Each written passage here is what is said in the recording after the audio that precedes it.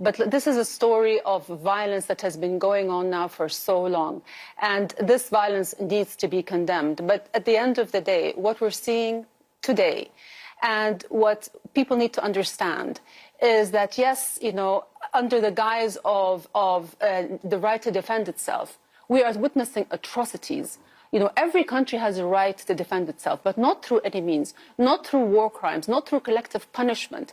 You know, 6,000 people, civilians killed so far, 2,400 children. How is that self-defense? We are seeing butchery at a mass scale using precision weapons. You know, so for the past 2 weeks, we have seen the indiscriminate bombardment of Gaza. Entire families wiped out, residential neighborhoods flattened to the ground, the targeting of hospitals and schools and churches and mosques and medical workers, journalists, UN aid workers. How is that self-defense? You know, why is it that whenever Israel commits these atrocities, it comes under the banner of self-defense, but when there's a violence by Palestinians, it is immediately called terrorism?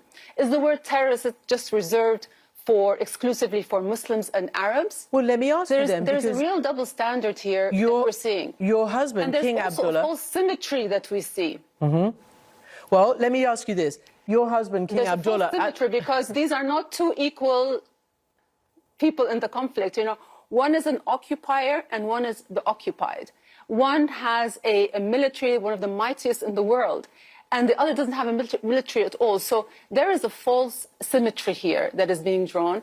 And there's also, you know, when you say the right to defend itself, that does not say the entire story. It doesn't say the story of the violation of international law, international humanitarian law. It doesn't tell you the suffering and the story of an occupation.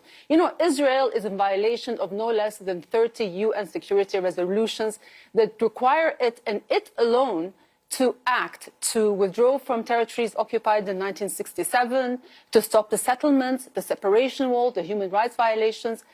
This is at the crux of this issue. It is not this hyperfixation on Hamas.